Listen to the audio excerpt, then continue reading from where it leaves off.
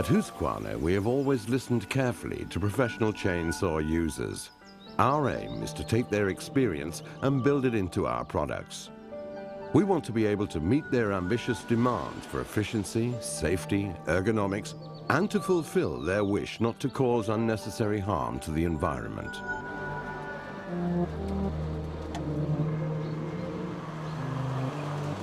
In this way, we have built up an extensive knowledge bank over the years, and we want to share it.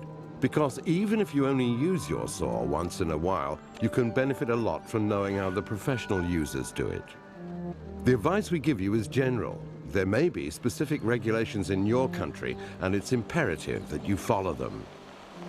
The saw's appearance and the placement of its controls can vary according to the model. Always read the instructions before you start using the saw.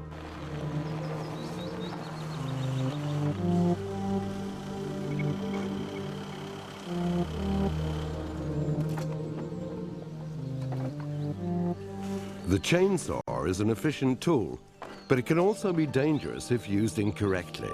That's why safety must always come first. Your clothing is a very important part of this. Even if you're just cutting some firewood outside the back door of your house, you must use the personal protective equipment that is required in your country. The best items of equipment are highly visible, ventilated protective jacket and trousers fitted with saw protection. Of course, protective equipment cannot prevent an accident from occurring, but it can help to reduce the extent of the injury. You should also have boots with a steel toe cap, saw protection and a heavy tread. And a helmet, of course, with a full coverage visor and hearing protection. Make sure you've got a first aid kit readily accessible, and it's a good idea to carry a mobile phone and a whistle so that you can call for help easily if something happens. Protect your hands with a pair of strong gloves, and if possible, bring someone with you when you work, especially if you're inexperienced. Take your time to get acquainted with the saw so that you have a good idea of how it works and so you know its most important parts, in particular the ones that have to do with safety. The throttle control is on the inside of the rear handle. To prevent accidental throttle advance when you squeeze the throttle control, you must also depress the throttle lock on the top of the handle. On the bottom of the saw is the chain catcher, which catches the chain if it breaks or derails. If such an accident with the chain were to occur, your right hand would be protected by the right-hand guard on the bottom of the handle. With the easy access stop control, you can stop the engine quickly. The chain brake stops the chain in the event of a kickback. It can be triggered in two ways. One, by the user's hand pushing the kickback protection forward, and two, by the inertial forces that arise during a kickback.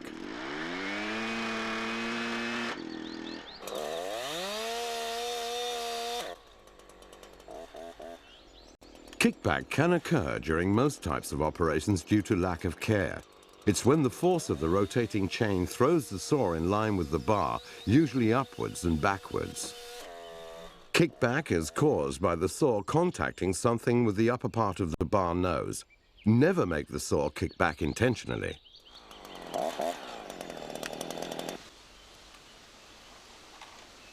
If the chain isn't new, it might be a good idea to file it, since cutting is both easier and safer when the chain is sharp. Also, make sure the chain is tensioned properly. Don't forget that a new chain should always be retensioned after operating the saw for a short period.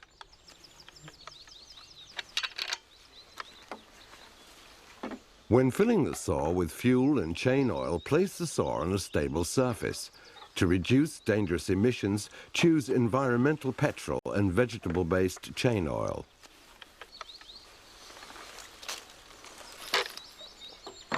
The overfill protection helps you avoid unnecessary spillage, and considering the risk of fires, you should always move the saw before starting it. It's good to work together with someone, but make sure they're at least 5 meters away when you start to use the saw. When felling trees, this distance should be far greater. When you're ready to start, place the saw flat on the ground and clear the area around the bar. Activate the chain brake by pushing the kickback protection forward, as otherwise the chain will start to rotate when the saw starts.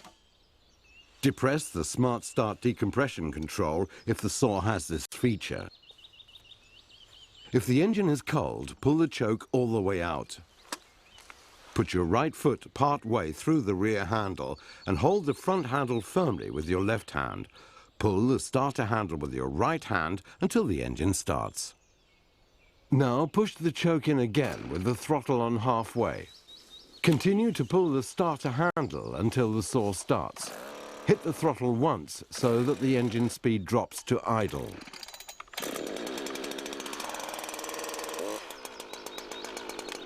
If the engine's already warm, don't use the choke, but the other steps are the same. If the saw's difficult to start despite being warm, pull out the choke like you do during the cold start, but push it back in right away. When you've got the saw started, don't disengage the chain brake until you're ready to saw.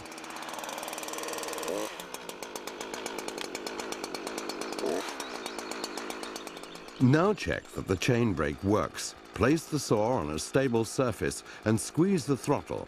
Activate the chain brake by pushing your left wrist against the kickback protection without releasing the handle. The chain should stop straight away. Also check the chain lubrication. Hold the saw against something light in color, such as a stump, and hit the throttle. A line of oil should then be visible on the surface.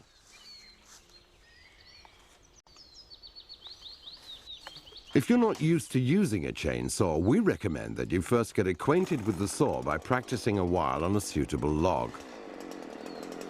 There are some basic rules for using a chainsaw.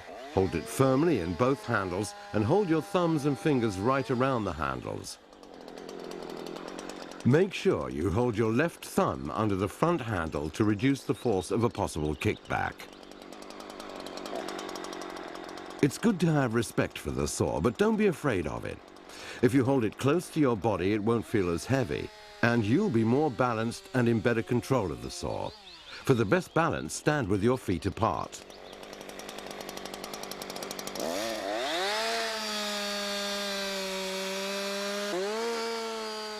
You can saw with both the upper and the lower edge of the bar.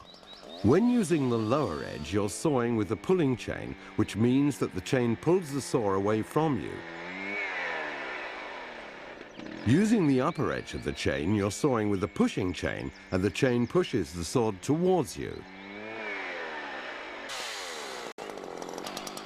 Protect your back by not working in a bent-over position. Bend your knees instead if you're working at a low level. When moving, make sure the chain is not rotating by activating the chain brake or turning off the engine. For longer distances, of course, use the bar guard. Before felling any trees, find out which environmental regulations apply and make sure that you have the necessary permits. When you've decided to fell a tree, you should think about what you can do to prevent accidents. Take note of everything that can affect safety. Are there any roads, overhead lines, or buildings nearby? If so, and you're a beginner, you should leave the job to someone with more experience. If you know that people often pass through the area, you should set up warning signs.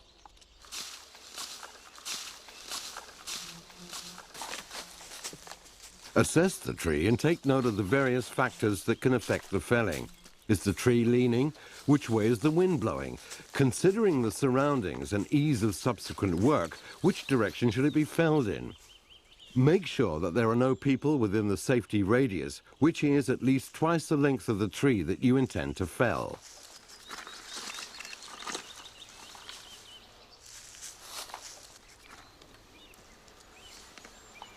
Stand by the tree and decide exactly which direction you want it to fall in. Choose a feature from the surroundings as a guide. Clear obstructive undergrowth from around the tree. Remove branches and other obstacles on the ground. On both sides of the tree, you should be able to walk unobstructed at an angle away from the falling tree and remain there at a safe distance. The general idea of directional felling is that you first saw a directional notch, which determines which direction the tree will fall. The directional notch can be made in a variety of ways. The one we're showing here is called the open directional notch.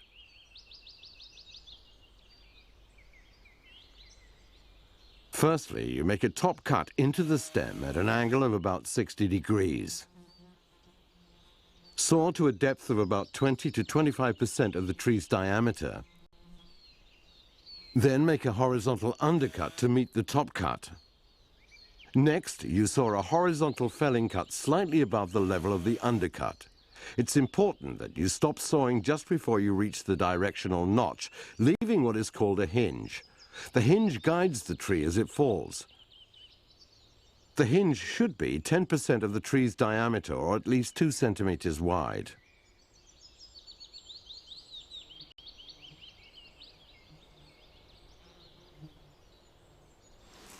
How you use the saw when felling is decided in part by the thickness of the tree. First, let's look at what you do when the bar is longer than the diameter of the tree.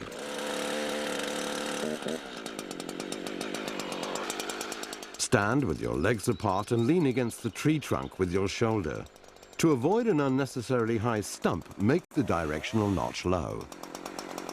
Hold the saw at the correct angle and sight towards the physical feature in the surroundings that you selected. It should coincide with the felling sights on the top of the saw.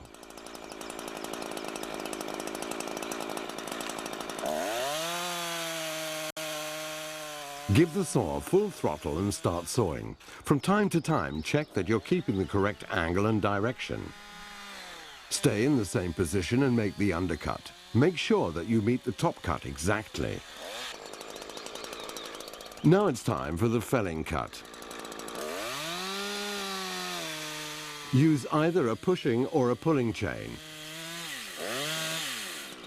Saw until you have enough room to push in a breaking bar.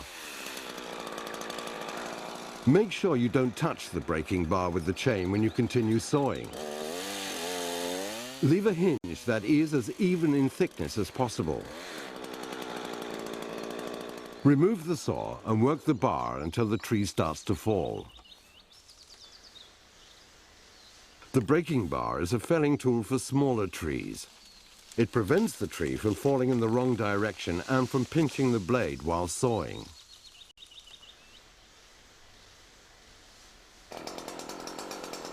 Now let's look at what you do with a larger tree. Just like before, you create a good working environment. You might need to remove some of the branches from the bottom of the trunk. The safest way to do this is with a pulling chain, moving from above downwards. Use the trunk as a protection between you and the saw. Never prune higher than shoulder height. If the tree has buttress roots, it may be easier if you remove them.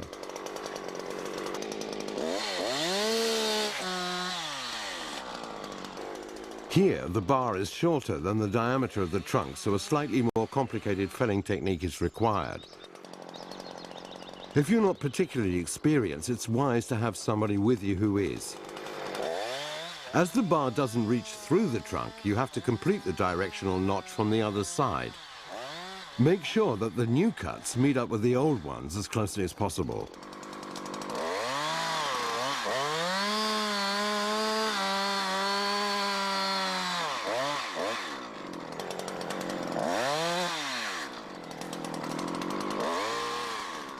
What you're going to do now is called a plunge cut. With full throttle, start by inserting the lower part of the bar nose into the trunk, just behind the intended hinge. Be careful not to touch the tree with the upper part of the bar nose. When the tip of the saw has moved into the trunk a little bit, turn the saw carefully until it is parallel with the directional notch. Press the bar into the tree.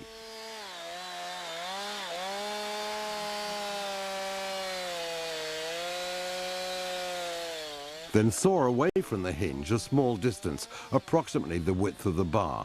This is to prevent you from sawing into the hinge when you turn the saw around. Saw carefully around the trunk. When you've passed the middle, insert a felling wedge, which is the best tool for felling large trees. Keep sawing until the bar is parallel with the directional notch on the other side.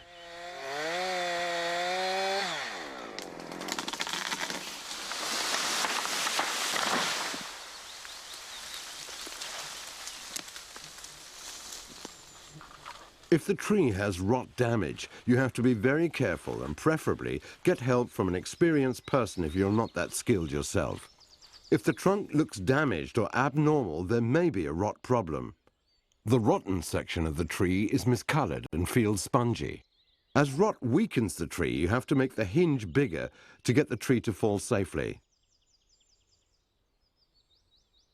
You should also get assistance from someone with experience if the tree gets stuck in another tree on the way down. Don't leave the tree unguarded if you have to call for help.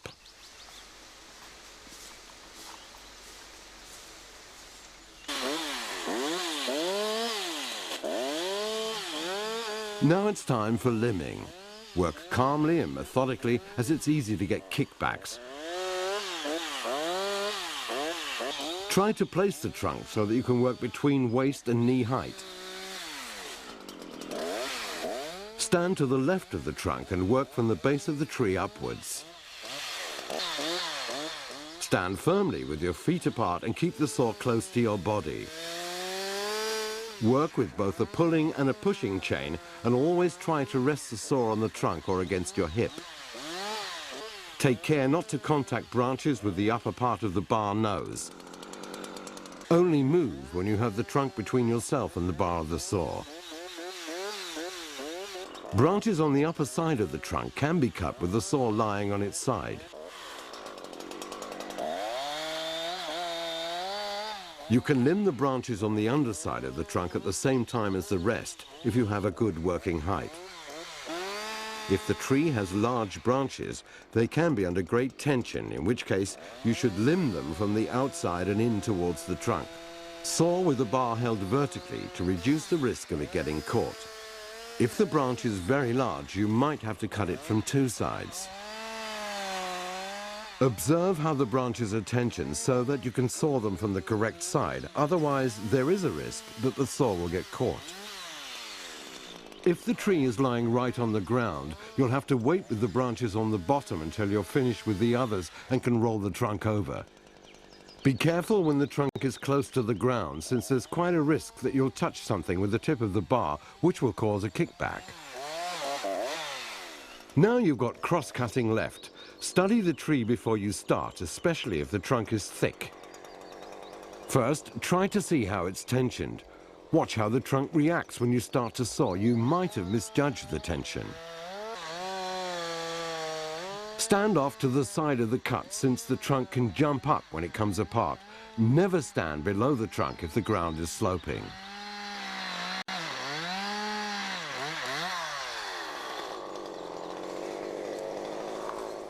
If the trunk lies so that the pressure comes from above, start with a cut from above. Saw about 1/3 of the way through the trunk or until it starts to pinch the bar. Then cut from underneath to meet the first cut. If instead the trunk lies so that the pressure comes from below, you work the other way round. Start by sawing from underneath about 1/3 of the way through the trunk or until it starts to pinch the bar. Then cut from above to meet the first cut.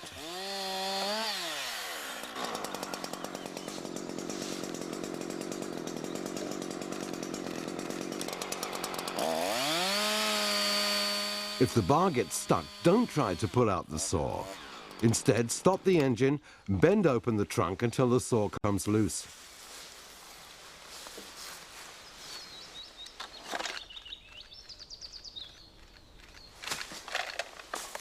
When you've finished work, it's a good idea to take a look at your saw to make sure it's functioning properly, is safe and ready to go the next time you need it. Of course, maintenance requirements depend on how much you use the saw. Filing the chain is an important part of maintaining the saw, and it's not difficult if you use Husqvarna's instructions and equipment. It's easiest if you file the chain relatively frequently. fix the saw in place, lock the chain by activating the chain brake. Start with the cutting teeth. Place the file gauge on the chain with the arrows pointing towards the bar nose.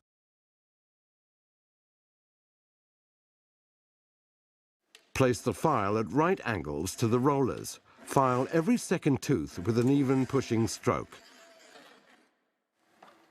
Then turn the saw around and file the rest of the cutting teeth. About every third time you file the cutting teeth, file the depth gauges between them as well. Hold the file gauge steady with one hand, select hard or soft depending on which type of wood you normally saw, and file the depth gauge until the file contacts the file gauge.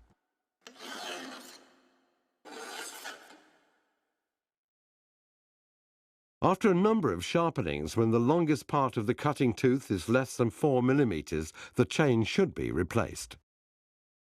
Remove the bar and put the new chain in place. Adjust the chain tension carefully. A loose chain can jump off, and if it's too tight, it will wear out the bar. You should be able to lift the chain approximately 1 centimeter from the track at the middle of the bar, and it should be easy to pull the chain around by hand.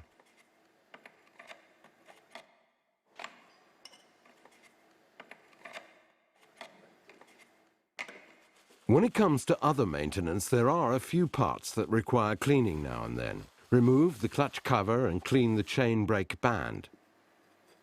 You should also clean the bar occasionally.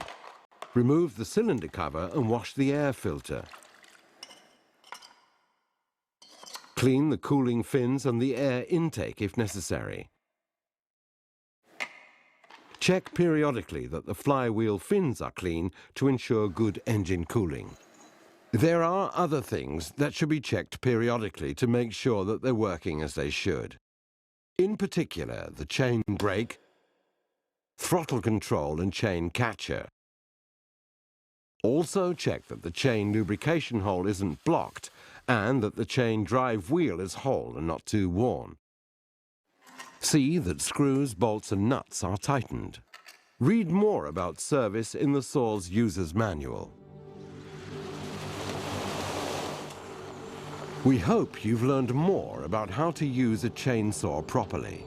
It might seem like a lot to take in, but with a little practice, you'll soon become competent with the saw. Try to bring along an experienced person at the beginning and study the user's manual and Husqvarna's manual on chainsaw techniques. We hope you'll enjoy using your saw and that you'll be satisfied with the results of your work.